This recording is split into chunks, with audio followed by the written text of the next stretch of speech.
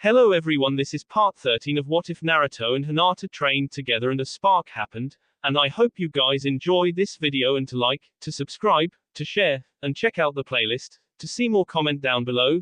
Now let's start the intro. They call me a god. They call me a god. They call me a god. Join my membership, the perks are great. It's in the description. After deciding to meet at 10 that morning, they split up to get some rest before the open house. Hinata held Naruto's hand, practically guiding the young man back to his apartment. He was emotionally exhausted, both from the party and from the Hokage's revelation. She was also helping him carry his gifts, which were spread between the single bag each shinobi carried, and the new mission backpack he had received from Anko and Iruka. Many of the guests had only given him a single kunai and a small amount of cash. He suspected someone had been telling tales. When they reached his place, they found Hinata's cake on his oven, and her gifts on his table. There was a note from the superintendent explaining that he had let in the people from the Golden Shoe. Naruto sighed, and sloughed the bag and backpack onto the table. Naruto, do you want me to stay overnight? Hinata asked with a touch of concern. Then she blushed furiously, and retracted, I don't mean to. I know what you mean, Hinata. A ghost of his usual grin crossed his face, and yes, I would like nothing more than to fall asleep just holding your hand. But at the party, I had a polite conversation with your father. For the first time since our confrontation, I didn't feel like he resented my very existence. So, for the sake of not fighting with every member of your family, I have to say no. She nodded, disappointed and happy at the same time. But if you don't mind, maybe you could come over at like 8:30, and we could eat our steaks and some cake for breakfast, before we head out. He suggested. I would like that, she answered. She leaned in, and kissed his cheek. Good night, Naruto. And happy birthday. Naruto was restored to his normal good spirits when the group assembled at the appointed address. They all wore casual attire, which shocked Uzumaki, who had never seen Gaara, Tsunade, or Shizune in jeans before. After greeting Iruka and Anko, the last two to arrive, they moved into the complex, with the Hokage leading the way. The blonde teen was generally surprised by the property. The condos were nicer than he had been expecting.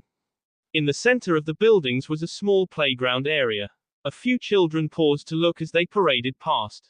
Next to the swings was a medium-sized pool, fenced in to keep out the children and discourage unwanted visitors. I think Tsuki and Ayami live here, Shizune offered. Kakashi nodded. Wow, really? Naruto was amazed. I would have thought they lived closer to Ichiraku. They used to, Tsunade remembered, but when Hamiko found out she was pregnant, she made Tsuki find a bigger, nicer place. They moved in here just before Ayami was born. Yukihana moved in about a year later. When they reached the appointed building, their leader led them up a flight of stairs to the second of 3 floors. Tsunade stopped outside the door and spun about to look at Naruto intensely, blocking his way. Before we go in, I want to warn you, her voice was lecturing, but there was an undercurrent of worry. The third Hokage removed any reference to your father from here. Not that there were too many to begin with. And when I became Hokage, I gave it another once over, just to be safe. So if you were expecting to. I know, he interrupted, exasperated, I don't get to know who my dad is until the time is right. It's starting to sound like a prophecy in some lame novel. So long as you understand, she confirmed, well, then, you have the key, so. She stepped aside, sweeping her arm towards the door. Naruto stepped forward, and slid the key into the lock. As he swung the door inwards, a cloud of dust billowed out towards them. The dimly lit entry, a layer of grime, an inch thick, covered the floor and the outline of the kitchen counter. What the heck? Naruto backed away from the door, coughing, it's such a mess. Well, the managers check every so often to make sure the utilities are still working, and that nothing unpleasant moved in, Tsunade told him, but I guess sweeping wasn't part of the deal. This will take forever to clean up, Yukihana's son complained. Gaara put his hand on Naruto's shoulder, and the blonde teen turned to face his former enemy. Allow me, the sand ninja offered. Uzumaki moved aside, and Gaara entered the neglected residence. He raised hands, and then pulled them towards his chest. The dirt flowed towards him, congealing before his feet. After a few seconds of concentration, the entire condo was clean, and a 4-inch sphere of dense sandstone rolled into Gaara's shoe. He picked it up, and slid it into his jacket pocket with a mild smirk. Man, Gaara, Naruto gawked, if this Kazekage gig doesn't work out, you could make a mint as a maid service. The other stared at Naruto in varying degrees of shock and dismay. But the leader of the Sunagakure only chuckled. I'll keep that in mind, Gaara said dryly, moving further into the dwelling so the others could enter. To the left of the door was a dining area, with a closet against the outside wall. It hosted a table that easily accommodated the 8 chairs around it. The table and chairs were covered by white sheets, which were now clear of the dust they were meant to protect against. To the right was the kitchen, a full kitchen with a full-sized refrigerator, 4-burner stove and oven, dishwasher, and plenty of cabinet and counter space. Sunad threw open the curtains over the sink, letting more light into the building. On the other side of the kitchen and dining area was a large living room, almost twice the size of Naruto's current apartment. It was equipped with a sofa and 2 love seats, with a short table in between them, all covered by sheets. The eastern wall, opposite where they entered, had floor-to-ceiling curtains. And the northern wall sported a waist-height shelf, with 2 box-shaped objects, also obscured by tarps. Between the shelf and the dining area, a hallway extended into darkness, and on the southern wall between the kitchen and the sofa was a closed door. This place is huge, Shizune was amazed. The others could not help but agree, especially considering there was more they had not seen. Anko quickly crossed the room, and pulled open the drapes, flooding the room with the mid-morning sun. Behind the curtains were glass doors leading onto the balcony. And beyond that was a clear view of Ninja Ops, and the stone faces of the 5 Hokages. Damn, Anko whistled, how did she afford this place on a genin's income? Then she looked back at the new owner, no offense, kid. None taken, Naruto shook his head, I was kinda wondering the same thing. She didn't, Sunad answered, her eyes going unfocused as her mind cast back in time. Despite her rank, Yukihana was more skilled than most jonin. As that fact became obvious to our clientele, demand for her skills increased. Eventually, Sarutobi-sensei decided to bump her pay up to Tokubutsu level, to try to cut back the requests. She smiled sadly, as she remembered, but that's not how she bought this place. Sao Uzumaki was never a very healthy person, so Yukihana lived at home to help her mom take care of him. That let her save more of her income. But then your grandmother died suddenly of a heart attack. After that, your grandpa seemed to just give up. He died less than a week later. After that, Yuki just couldn't stay in that house. She sold her parents' home, and her dad's stake in the printing company, and used the cash to buy this place. So, let's see what we have here. Kakashi seized the sheet covering one of the 2-seater, and pulled it off with a flourish. Sakura followed suit with the couch, and dropped the sheet on Hinata. Kakashi apologetically handed his cloth tarp to the white-eyed Kunoichi as well, and the young woman dutifully began to fold them. Naruto quickly moved to help her, and Anko turned away from the window to uncover the last seat. The 3 couches were all of the same style and dark gray material. They were of a simple yet plush construction, the sort that was never trendy, but was always attractive after the current fad had become passé or ugly. Aruka pressed into the armrest of the nearest loveseat, and when he withdrew his hand, the cushion immediately sprang back. Yukihana had good taste, Yumino commented, and unexpectedly, Gaara nodded in agreement. Shizune, help me over here, Sunad requested, and the 2 doctors revealed the dinner table and chairs. Naruto set the first 3 folded linens on the table, and took the rest from his surrogate sister. Gaara bared the coffee table, which matched the dinner table. Like the rest of the furniture, they were of a function and timeless design. Anko removed the sheet from the first of the boxes on the shelf. Underneath was a 20-some-inch television that might have been cutting edge at the time of its purchase. Kakashi reached for the other sheet covering something on the shelf, but Sunad stopped him. I think Naruto should do that one, she told Copy Ninja, and Hataki complied, stepping aside for his student. Naruto and Hinata finished their folding, and the young man walked slowly over to the wall unit, curious and apprehensive. He swept the sheet aside, uncovering a number of books between 2 Konoha leaf bookends. What's so special about this? Naruto sounded gypped. Look at 'em, Kakashi urged, having already noticed their meaning. Born in Flames, the founding of the Land of Fire, Uzumaki read off the spine of the first tome. Removed from the shadow, a biography of the second Hokage, he continued to the second volume. He skipped the next two, and resumed with, addition and deflection, mathematics of ninjutsu, I remember this one from the academy. A writer's guide to grammar and style, I should lend this one to Pervy Sage. Again he skipped ahead to announce, the kunoichi and the priest, you told me about this series, Hinata. Looks like Mom had all three. Maybe I'll finally get a chance to read them. And after that there's 7 kids' books. He looked at his surrogate family, I don't get it. 4 history books, 3 textbooks, 3 fantasy novels, and some toddler readers.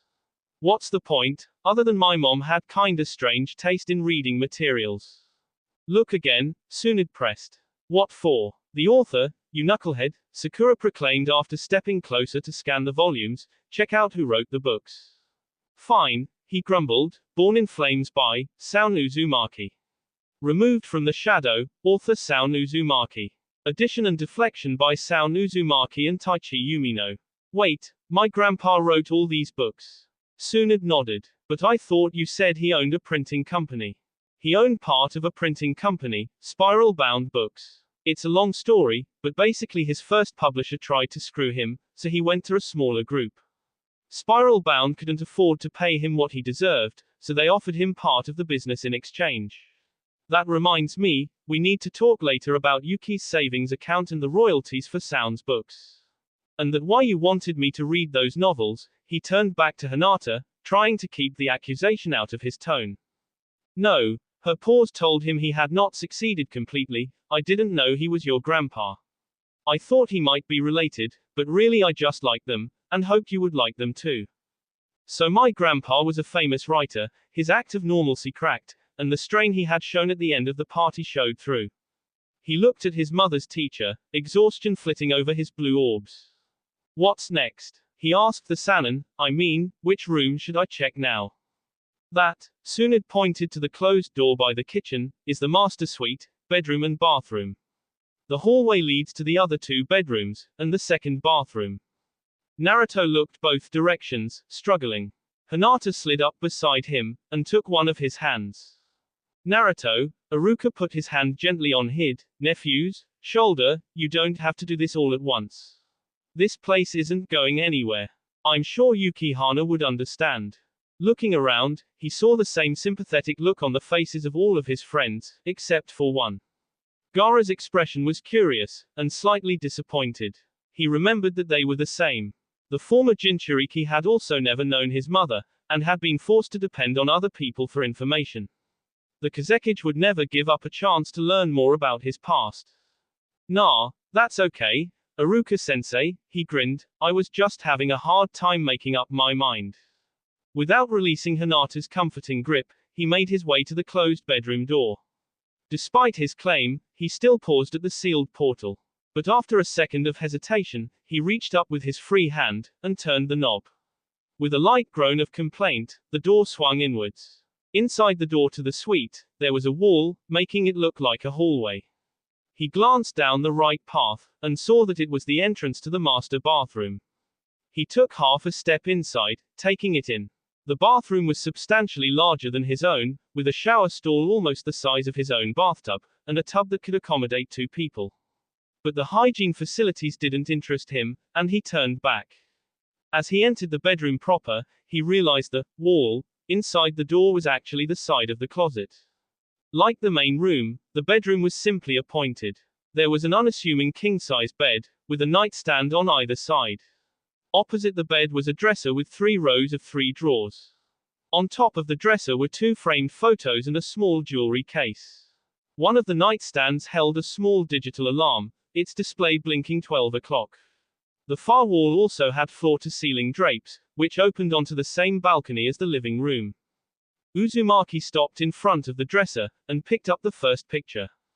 The frame contained 2 matted photos, slowly yellowing with age. He recognized his mother in both, though she appeared to be around 10 years old. The first photo showed Yukihana with 2 people he did not recognize, but the pride and familial resemblance told the tale. These were his grandparents. The other half of the remembrance captured Cyan Trest Kunoichi, two other young shinobi he did not know, and a slightly younger and more slender appearing Tsunade. That takes me back, the Hokage said over his shoulder, the day Yuki graduated from the academy. This one too. Hinata showed him the other photo, which featured the young Uzumaki amidst a number of other children, some more familiar. That's the original Ino Shikacho, the Hyuga daughter pointed, and that looks like father. That's your uncle, the medical Sanin counted, you'll notice his forehead is covered. Hiyashi finished a year later. My mom is so much shorter than the rest, Naruto commented, I guess that's where I got those late bloomer genes from. No, that's because she's 2 years younger than most of them. My mom graduated at age 10. Naruto goggled. She could have graduated at 8, Tsunade shrugged, but she dodged the exam to take more classes. Naruto put the photo back, shaking his head. Hinata followed suit. His attention drifted down to the dresser on which they sat. He opened the first drawer, but it was empty, as were the rest in that column. The second column proved slightly more interesting. The top drawer housed a number of plain colored t-shirts and tank tops. The next drawer down held the same type of tops, but with floral or geometric patterns. The bottom compartment was also shirts, but these had characters or sayings on them. The top part of the last set of drawers held a number of carefully wrapped belts and hair accessories.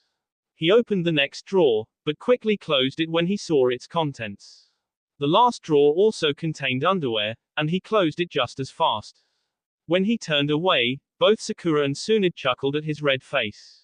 Hinata managed to contain her mirth. Ignoring him, the newest Konoha Chunin stalked over to the closet.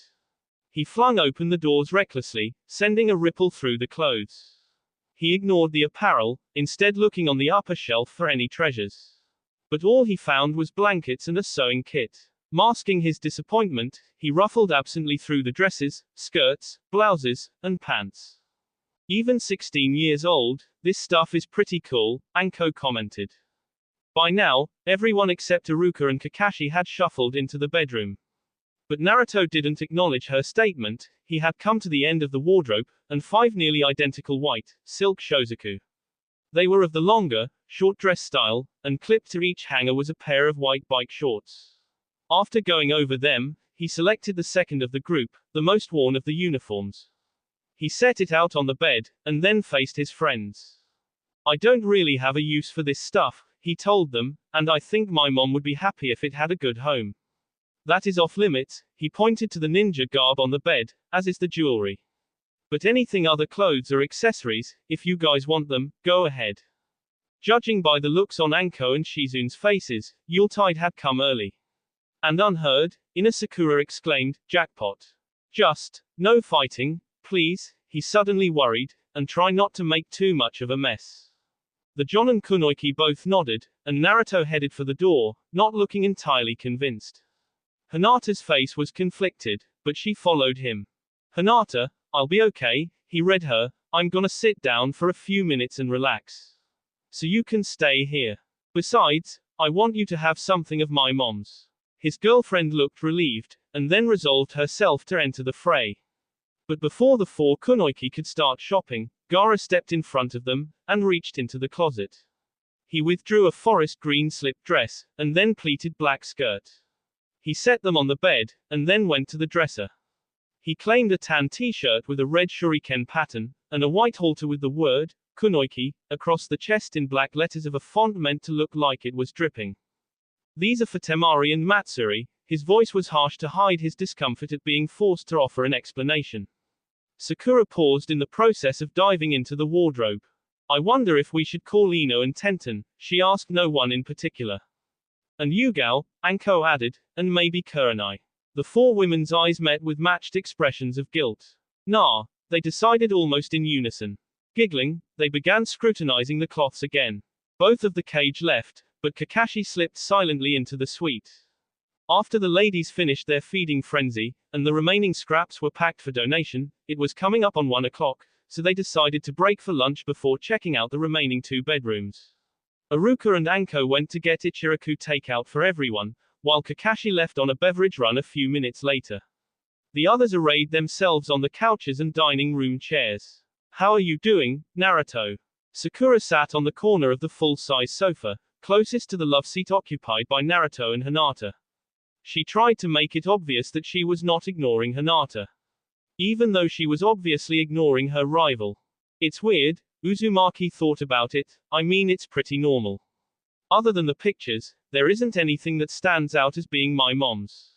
It could be almost anyone's place, ya know. I guess I'm expecting something to jump out and shout at me, this was your mother's home.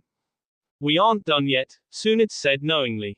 Everyone looked at her in expectation, but before they could question the statement, the front door opened, and the copy ninja walked through, carrying 2 bulging plastic bags.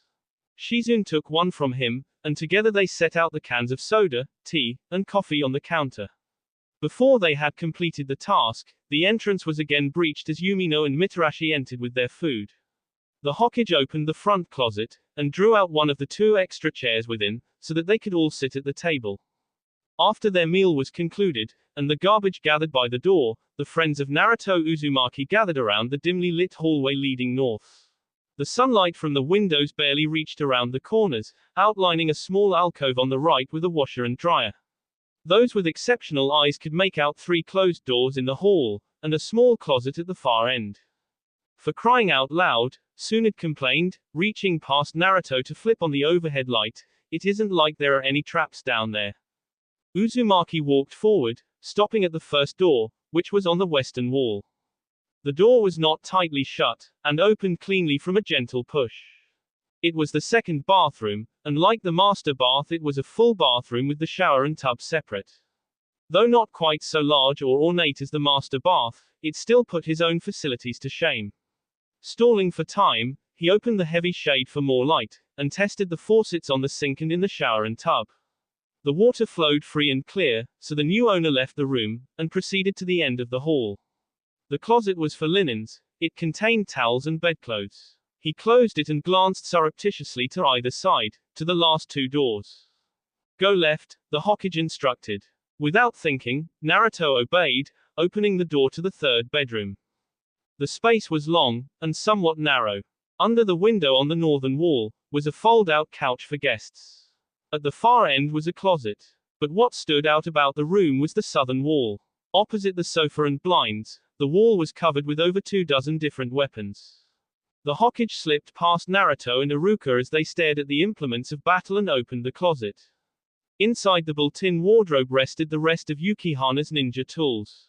There were 2 more uniforms, the green vest commonly worn by Chunin and Jonin, a wetsuit, a head-to-toe stealth shozaku, and a set of heavy chainmail shirt and pants. There were posts with stacks of kunai and shurikens, and quivers of needles and arrows. Jugs of poisons and antidotes sat on the floor. Next to the potions were a coil of 300 meters of high tensile cord and 8 grapnels in 4 different styles. Spread out amongst all that, there were smoke bombs, shackles, blank talisman strips, 2 backpacks, and a variety of other ninja tools, both common and unusual. After briefly glancing over the equipment locker, Naruto returned to the displayed weapons. His eyes glided over the swords, spears, axes, and sets of paired weapons. Are you disappointed that there isn't a staff blade? Iruka asked. Not really, he shrugged, it's just even with everything I've heard, I can't believe she mastered all of these weapons. He reached out to touch the longbow, as if to affirm its solidity. She didn't master all of them, Tsunade said, most of them she was only B rank. The only ones Yuki achieved A or S rank with were the long sword, katana, longbow, manriki gasari, and tonfa. Still, you can play with the weapons later, the Hokage chided him, there's only 1 more room. Right, Naruto caught the hidden tone of apprehension in her voice, and moved back to the hall. Gaara and Kakashi cleared the path, and the copy ninja walked into Yukihana's armory for a look around. Naruto opened the door, and before it had finished swinging inwards, his eyes had begun to fill with tears. The room was painted light blue, with a border of orange quinoa leaves at the top. On the wall opposite the door was a changing table, its 3.5-foot padded top rising just above the bottom edge of the window. Against the wall the nursery shared with the living room was a white, wooden crib, with a shuriken and kunai diorama spinning gently from the motion of opening the door. As he stepped inside, Naruto noticed the last wall had a framed 8x10, and a faded spot where a second photo had been removed. He looked into the picture, crying gently yet openly. The image was of Yukihana Uzumaki, propped up on a hospital bed, wearing a medical gown. Her normally lustrous cyan hair hung limp, and her face was drawn and tired. Despite that, the kunoichi glowed with a joyous beauty, as she looked down at the bundle in her arms. A small face poked out of the swaddling clothes, his bright blue eyes meeting her green orbs with infant curiosity. A field of golden fuzz crowned his head, and his chubby cheeks were unmarked. Is that loud enough for you? Tsunade asked. Though the question might have been sarcastic, her tone was kind. He nodded, and turned to leave, hiding his face. As he passed the kazekage, Gaara said quietly, "Congratulations, Naruto." "Thanks," the Konoha shinobi answered, "and if you ever find anything, and need any help, I'll be there." Believe it.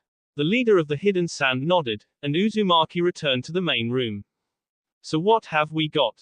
Naruto asked. After the initial tour, they had split up to give the place a more thorough inspection. "You first," Kakashi insisted. "All right," the heir shrugged, "the kitchen is fully stocked. Mom had more pots and pans and knives than I'd know what to do with. And there's 10 sets of plates, glasses, silverware, and all that stuff. And it's all in really good shape too. No rust or anything. But..." He looked over at Hinata, who nodded and continued. "I looked inside the appliances," she informed them, "but it's no good. The hoses have deteriorated from disuse, and some of the gears and such have fused together. The refrigerator, stove, and dishwasher all need to be replaced." "That fits with what we found in the North Wing," Kakashi agreed. "The washer and dryer are deader than dead. The furniture pieces in the nursery are in good repair," Gaara offered evenly. "I also found some baby clothing in the closet and the top drawer of the changing table. You will need to decide what to do with it." "That armory is pretty impressive," Sakura commented, "but there's nothing really more than what you saw. But you'll probably want to have those potions checked out, some can get weaker or stronger with age. Everything is working in the master bath," Shizune sighed with envy. "I'd love to try the jacuzzi in the tub. The bed and the dresser look like they're in good shape," the Hokage reported, "but one of the side tables looks a little wobbly. And I tried to set the alarm, but it didn't work. The furniture in the living room might as well be new," Anko broke in, "but the TV has some serious snow. Don't know if it's worth fixing." "So, what do you think, Naruto?" Iruka asked. All 8 pairs of eyes fell on him. "I made up my mind," he offered after a moment's consideration. "I'm gonna live here. It's too nice to give up, and I think my mom would have wanted it." "Good for you, Naruto," Hinata smiled at him. The rest of his friends all offered congratulations, until he spoke again. "Now I just need to move." It took less than a second for the 7 other shinobi to vanish, leaving Naruto and Hinata alone. October flowed as quickly as September while Naruto moved and got settled into his new home.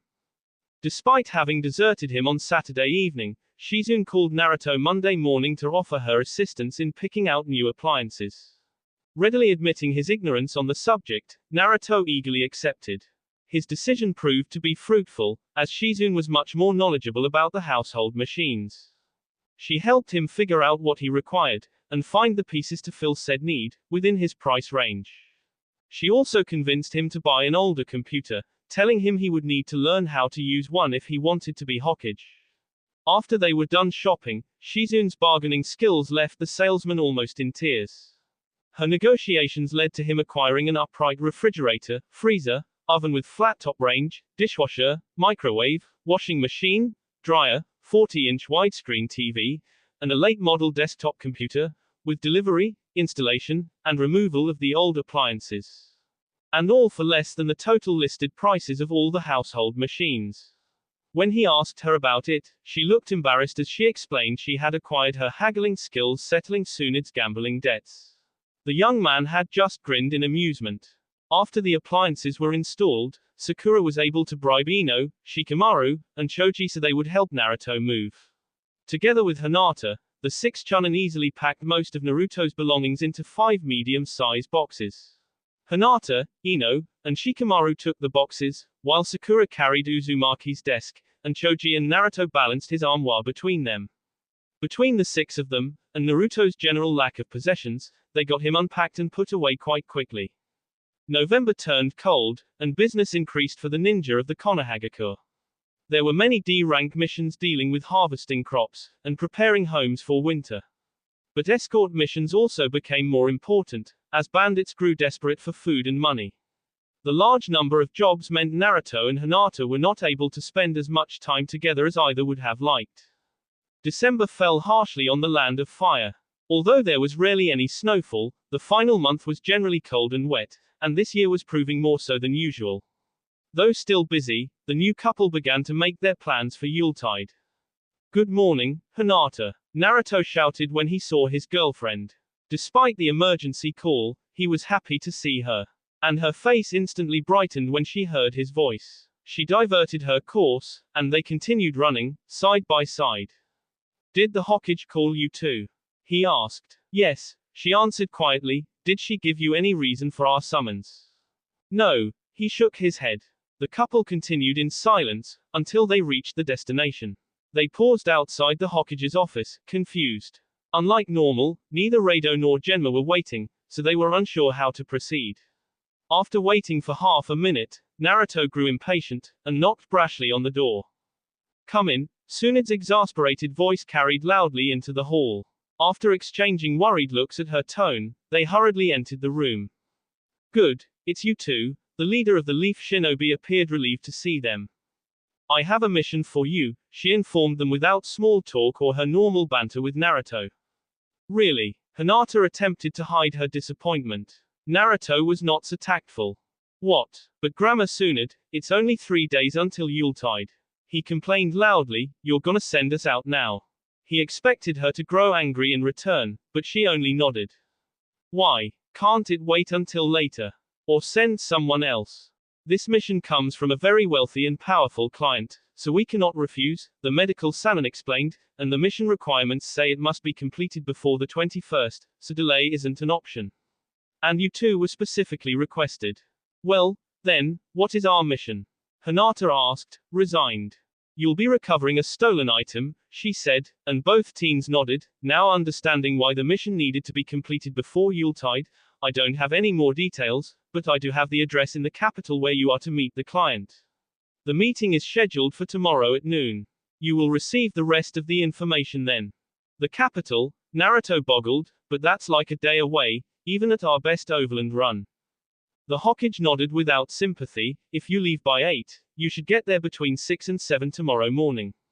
I'll alert the merchant's quarter safe house. You two can get some breakfast and a few hours sleep before you meet the client."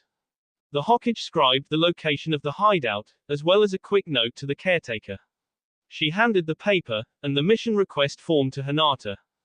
"This probably isn't necessary with you two, but for the sake of protocol and playing it safe, Hinata is in charge of the mission. I trust that won't be an issue." Tsunade fixed a canny eye on Naruto.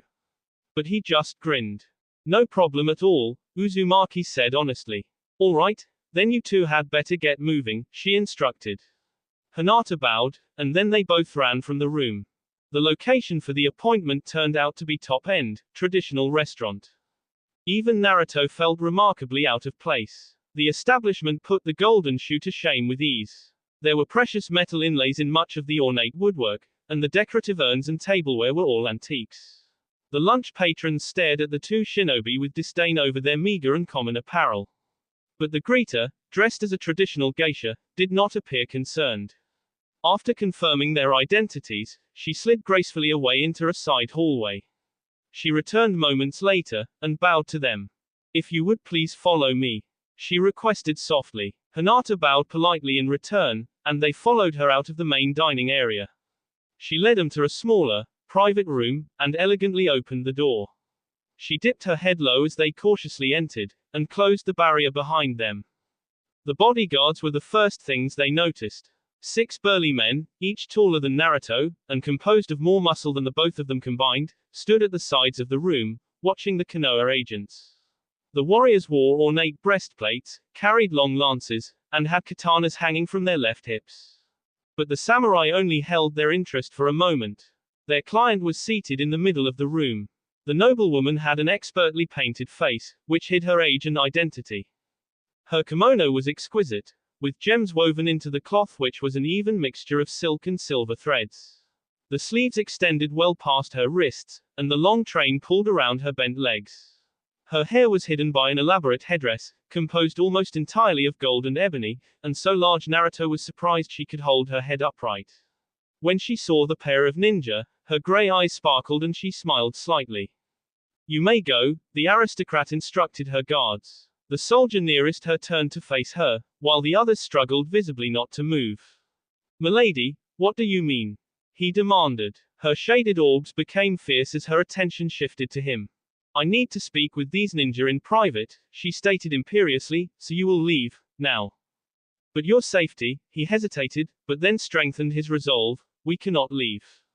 Hinata expected her to grow angry, but the noble instead displayed calculating amusement. You are only supposed to question my instructions to preserve my well-being, is that not correct?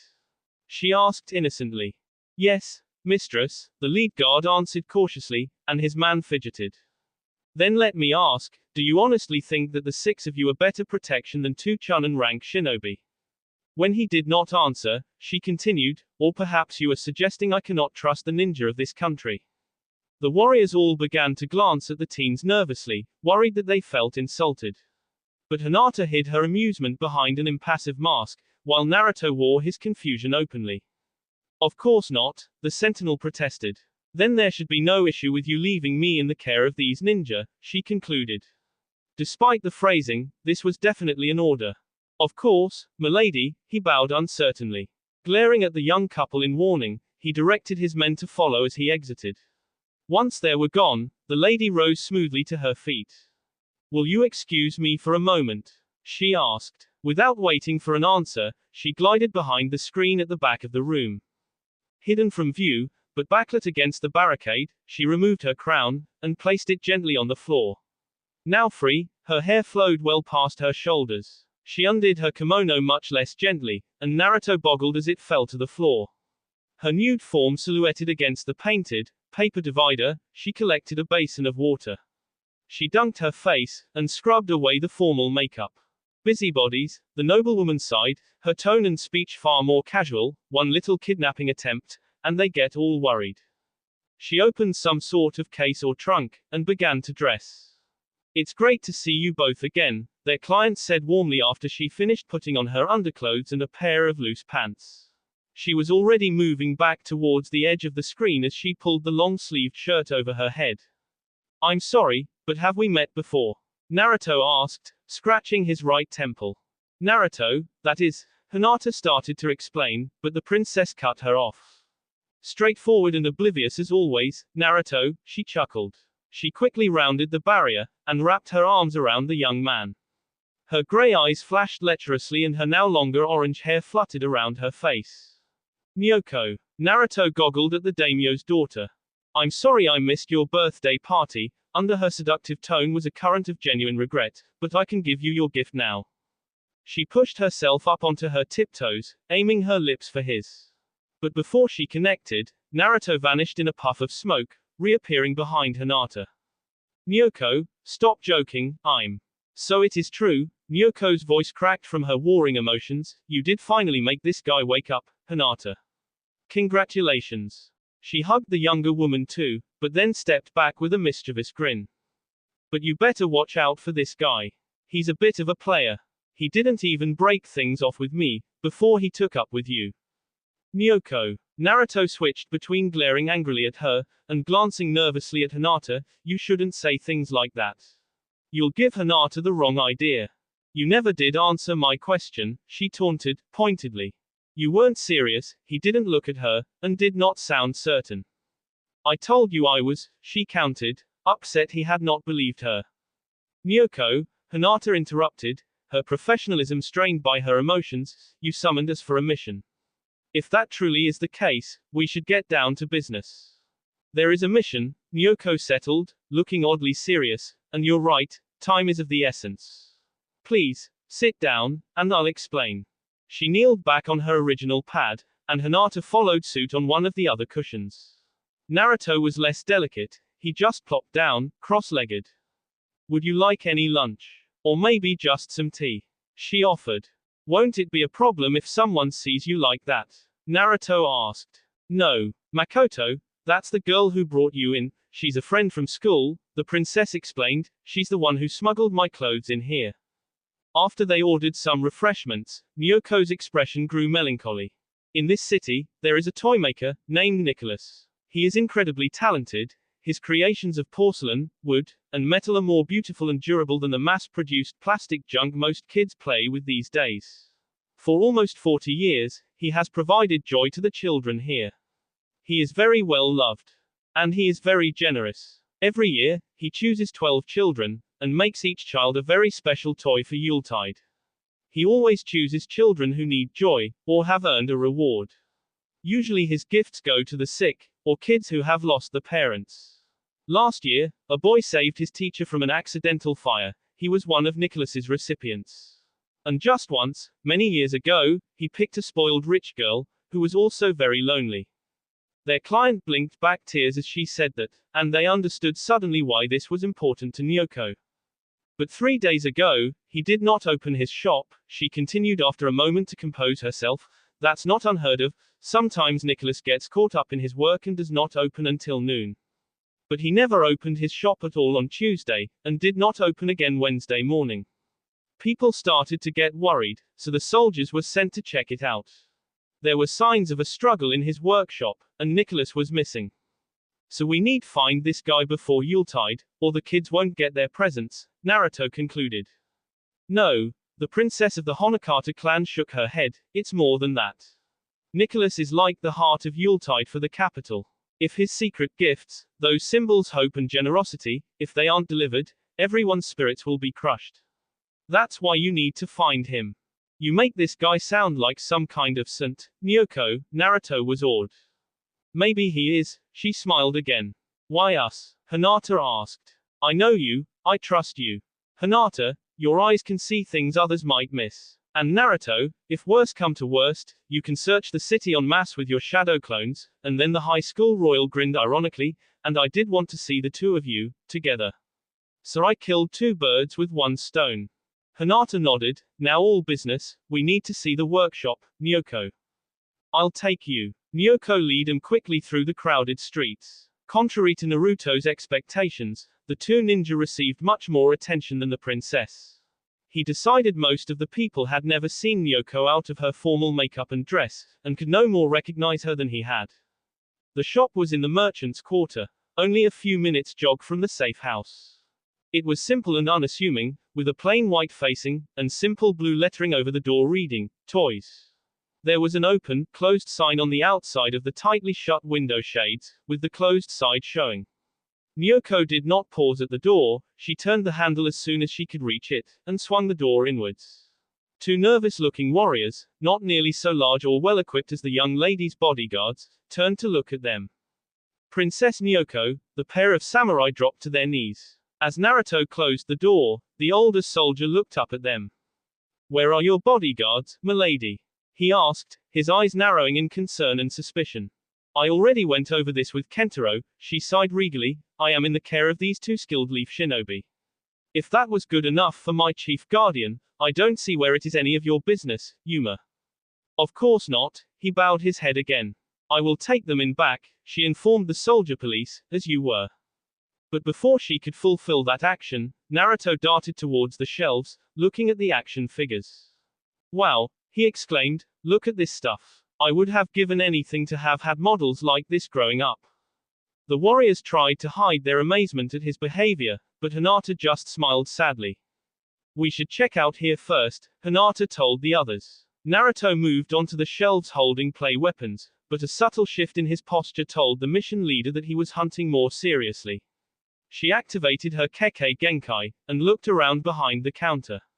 The cash box was untouched, but there were some odd scrapes on the floor. Did you find something? The princess of the land of fire joined her. These scratches look new, the Hyuga clan heiress answered, but I don't know if they mean anything. Naruto joined them, and as he crouched down, started sniffing at the air. Do you two smell that? He asked. Both girls shook their respective heads. What is it? Hinata queried in response. I don't know. It's an slippery, greasy smell. He wrinkled his nose again, leaning forward. It's kinda familiar, but I don't know where from. All right. Hinata considered that, then looked back to their client. Please show us the back room, Nyoko-sama. Nyoko graciously swept aside the curtain, leading them into the workshop. There were 3 entrances to the room, the one they had just used, a door leading to the alley behind the shop, and a set of stairs leading up to the 2nd floor above the showroom. Except for the 3 doors, every inch of wall space was covered with shelves. These were the first indicator of the crime. 2 of the sets of shelves were immaculate, every raw material organized and labeled. The other walls of storage were a mess, pieces of wood and bins of gears shoved haphazardly into place, and some broken parts littering the floor before the ransacked shelves. It's stronger in here, Naruto noted, wandering around the room with his nose stuck out. Ah, he growled, shaking his head in annoyance. I wish Kiba and Akamaru were here, they'd be able to tell what this is, and maybe follow it. Hinata stepped over to the table. Like the shelves, part of the surface was neat and clean, with the tools organized. But the other half of the table was messy, with drops of oil and equipment and parts just thrown anywhere. Mingled with the oil were hints of another, redder fluid. Naruto's foot shattered a fragment of glass on the floor, and both ninja looked down, and then up. There was a skylight in the ceiling above them, with a pair of panes broken inwards. Hinata's eyes tracked from the broken window to the pattern of the broken glass on the floor. She looked over at Naruto and Nyoko, her Byakugan still active. They came in through the skylight, she pondered. Nicholas must have been out front. They dragged him back here. They gathered some of his equipment and supplies, and took him. But why? Nyoko asked plaintively, why take a toymaker and his tools of the trade? Maybe someone needs a Yuletide gift, Naruto suggested. Nyoko glared at him, but Hinata considered it. Hey, I've met people who think they own the world, he countered the princess's doubt, the sort of people who would kidnap someone to get something they feel they are entitled to get. Their client nodded. Hinata's eyes darted over to her partner, suddenly fierce.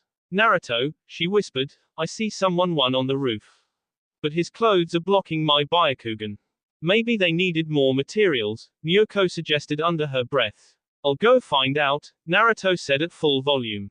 Naru, before Hinata could finish her protest, Uzumaki had hopped onto the table, and propelled himself through the hole in the skylight. Yuma, Hinata called to the guard whose name Nyoko had used. Both soldiers hustled into the workshop. Please, watch the princess, she requested, and call for backup if you are uncomfortable with just the 2 of you. Without waiting for their answer, she jumped skyward. As she landed lightly on the tiles, she quickly spotted her targets. Naruto was 2 rooftops away, while their mystery intruder was 2 more ahead of him. Faster and more sure-footed, she quickly caught up to her boyfriend. He moves like a ninja, Naruto told her, and she nodded her head. Anyone could buy an imitation stealth Shozaku, and many did. But their quarry had the grace of a shinobi. Anxious to get back to Nyoko, the Hyuga-chunin put on another burst of speed, leaving Naruto behind and closing on the fleeing stranger. As she grew closer, the masked shinobi suddenly split in 3, and they turned as one to face her. When they saw her, they hesitated. Hinata moved past the duplicates, aiming her chakra-laced fingers for the real ninja in the middle. Hinata, stop! Naruto shouted, and she pulled up short. Naruto, why did you? She started to ask, but he answered before she could finish. That's Kankuro. The sand shinobi chuckled, and removed his mask. Underneath, he wore his war paint, but without his usual headpiece, his red hair was showing. How'd you know it was me, kid? The older Jonin asked. I recognized Crow and Black Ant. He pointed his thumb at one of the 2 humanoid puppets, because of the sound they make, and their smell. Kankuro flicked open 2 scrolls, and the rebuilt puppets vanished. What are you doing in the land of fire? Hinata did not appear entirely convinced. Yeah, Naruto remembered, why were you at the toymaker's shop? A toymaker. Kankuro's eyes narrowed. When both of the leaf shinobi continued to stare at him, he held up his hands in supplication. I'm here on an official mission, he told them, handing Hinata a scroll, fully authorized by your Hokage, the feudal lord of the land of fire. I'm chasing a trio of rogue puppet users from the Sunagakur. Your leaders agreed I was uniquely qualified for this job, so they gave me a pass. She handed the paperwork back, satisfied, and Naruto relaxed too. I almost had them in the land of greens, he continued. I caught 2 of them, and managed to mess up their marionettes pretty good. But then the third one caught me in some kind of plant jutsu. They wanted to finish me off, but I could still control crow and salamander, so they decided to run instead. I've been tracking them for the last week. One of their puppets was leaking oil where I hurt it. But in the end it looks like they ran straight here. After concluding his tale, he focused on Naruto, and inquired, "So what are you two doing here?" "Looking for a missing person," Uzumaki answered without hesitation. "The toy maker you mentioned?" "Yup." The blonde Chunin nodded. Hinata's lips curled inward and her eyes half closed as she began to suspect something. "You're thinking the same thing I am," Kankuro told the girl, "that my renegades with the damaged puppets are related to your missing craftsman." The young woman nodded. "You mind if I take a look around that shop?" he asked. "Maybe I can spot something you two wouldn't know to look for." "Yes, I think that is a good idea," she agreed. There were still only 2 guards with the princess, when the 3 ninjas dropped back into Nicholas's workshop.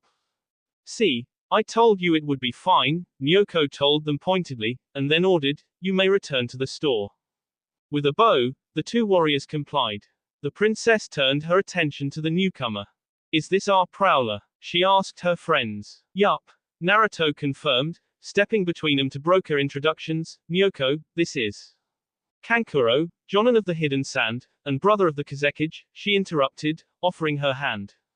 "Right." The blonde Chunin was shaken by that but recovered, and continued, "Kankuro, this is Nyoko Honokata, princess of this country," the puppet master concluded for him. "I've seen her file, too." Nyoko's eyes sparkled with amusement, while Uzumaki sighed in dismay. "Kankuro is tracking some people who may be our kidnappers," Naruto forced out, determined to add something to the conversation. "Right, so I better take a look." The sand shinobi walked over to the table. He examined the splattered oil on the table. "That's why the trail went cold," he commented. "They must have done a patch job here." "A patch job?" Hinata prompted, "not the complete repair." "It's not likely," he told her. "With the amount of damage I did to their automatons, it would probably take close to a week to fix. That's probably why they took him." Next he moved to the shelves. At first, the sand puppeteer only looked mildly interested, until his eyes fell on one of the bin. He quickly snatched out one of the small gears it held, and turned to face the other shinobi, his face showing his shock. "What did you say the victim's name was?" he asked quietly. "We didn't," Hinata answered, "but it is Nicholas." "Nicholas." He sampled the name, Nicholas. "It couldn't be." "Kankuro, what is it?" Nyoko asked. "This is a torque modification gear." He held up the part. "It was invented by a certain shinobi, and he was the only one to use its full potential. Before Granny Chio and Sasori, there was a puppet master named Rasu Niko. When he was active, he was nicknamed Monzeman II. He was a master of both puppet creation and combat. Some people still say he brought back the art of puppet ninjutsu from the brink of extinction." Kankuro paused, clearing his throat. "Sorry, I'm not good at explaining, I got a little off track. Anyway, Rasu Niko was a great puppet maker and shinobi, until he had a mental breakdown. One day, he just couldn't kill, or even fight, anymore. He wanted to be decommissioned, but the third Kazekage did not want to lose his skills in machin puppets. So instead, he had Rasu swear a bunch of blood oaths so he couldn't betray the land of air, or teach our jutsu to other ninjas. After that, Rasu up and vanished. That was 43 years ago. And Nicholas's shop opened around the same time," Nyoko noted. "So you think our toy maker and your puppet ninja are the same person?" Naruto asked. "If you reverse the family and given names," Hinata told him, "Rasu Niko becomes Niko Rasu. Nikaras. And then there's these gears." Kankuro tossed the component back in its bin. "Okay, but so what?" Uzumaki asked. "Remember how I just said that it would take a week to fix the puppets?" Naruto nodded. "Rasu Niko could do it in half that. But the real issue isn't repairs." Kankuro's eyes tightened. "Part of the reason I could handle them, even though it was 3-on-1, was because their puppets were third-rate. If they can force Rasu to upgrade them, they would be a lot more than I can handle alone. It wouldn't be a stretch to say their combat power would quadruple." Naruto and Hinata exchanged worried glances. That will be all for this video. Be sure to like, subscribe, share, and comment down below for more videos. Goodbye.